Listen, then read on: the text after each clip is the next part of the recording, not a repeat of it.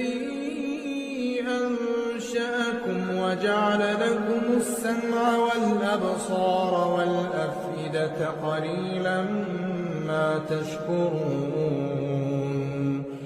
قل هو الذي ذرأكم في الأرض وإليه تحشرون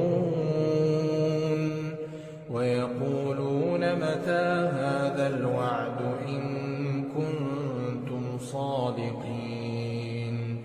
قل إنما العلم عند الله وإنما أنا نذير مبين فلما رأوه زلفة سيئت وجوه الذين كفروا وقيل هذا الذي كنتم